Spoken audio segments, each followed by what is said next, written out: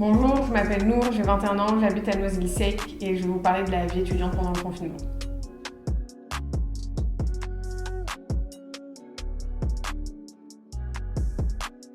Alors ma recherche de stage, elle était très compliquée. Déjà, globalement en France, c'est compliqué d'avoir un stage. Ça l'est encore plus en temps de pandémie parce que les entreprises n'ont pas forcément envie de recruter un stagiaire ou de perdre du temps entre guillemets à former quelqu'un.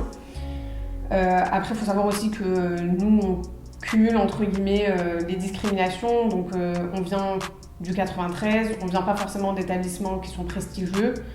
Et en plus de ça, une majorité d'entre nous, on a des prénoms à consonance étrangère, donc ça facilite pas les démarches.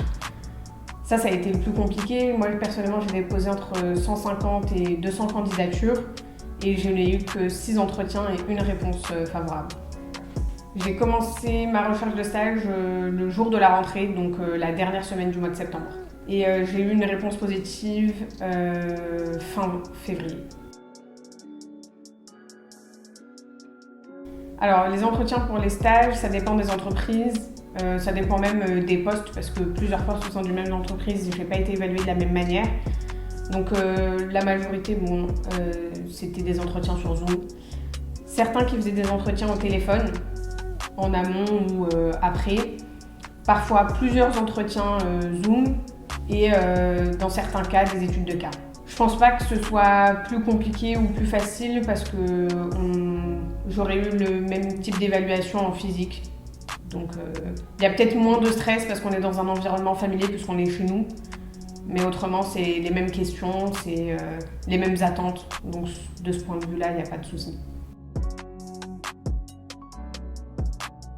J'imprimais la fiche de poste et ensuite je notais ou mes questions ou ce que je savais et j'essayais de me renseigner un maximum sur l'entreprise, sur le poste en lui-même, sur le groupe, l'environnement, l'industrie pour avoir un maximum d'informations pour l'entretien.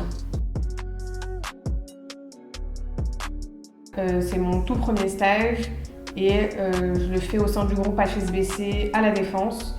Et c'est un stage en éducation et environnement au sein de la direction du développement durable. Je suis un peu l'assistante de la responsable Future Skills et c'est aussi la directrice de la fondation HSBC et du programme Net Zéro du groupe.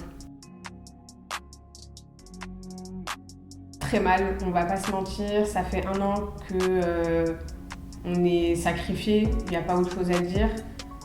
Déjà en temps normal, le gouvernement ne porte pas forcément attention aux étudiants et en ces temps très difficiles, je le conçois pour tout le monde, ça l'est encore plus pour certains d'entre nous. La majorité ont perdu leur job étudiant. C'est des emplois qui sont très souvent précaires, donc il y en a qui se sont retrouvés dans des situations plus que compliquées. Moi j'ai de la chance, je ne suis pas forcément dans cette situation-là, mais pour les autres, je comprends que du coup l'aspect financier ça mine le moral et encore plus du coup l'aspect social et bien évidemment le côté éducatif. On n'apprend pas de la même manière, on n'interagit pas de la même manière avec les professeurs, donc forcément il y en a qui vont pas du tout bien. Je trouve qu'il y a une grande hypocrisie autour de ce sujet. On nous écoute à moitié ou alors ça rentre par une oreille et ça sort de l'autre. Ou alors on nous écoute mais on nous entend pas, ou on nous entend mais on nous écoute pas, je sais pas comment on dit, mais nos revendications elles sont pas écoutées ou elles sont politisées et du coup notre situation elle change pas.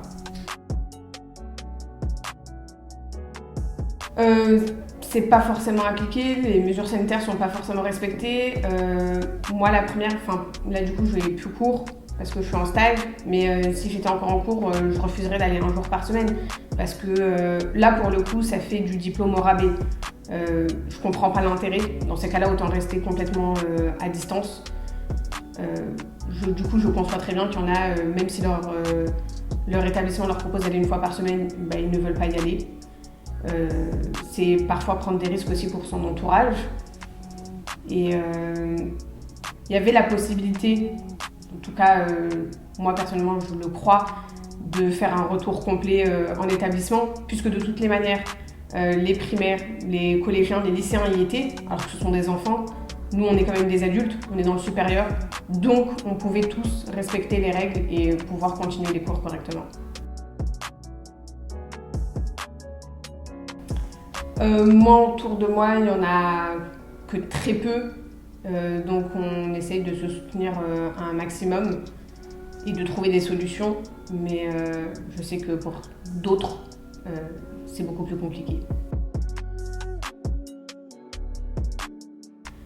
Moi, si j'ai un conseil à donner, que ce soit pour les études ou une période de stage ou même un travail à distance, comme le lieu de vie et le lieu de travail, ce sont les mêmes, c'est de bien gérer son temps, bien organiser sa journée pour pouvoir souffler et avoir une distinction chez soi entre ce qui tient du loisir, de la vie personnelle et ce qui tient de la vie privée ou des études.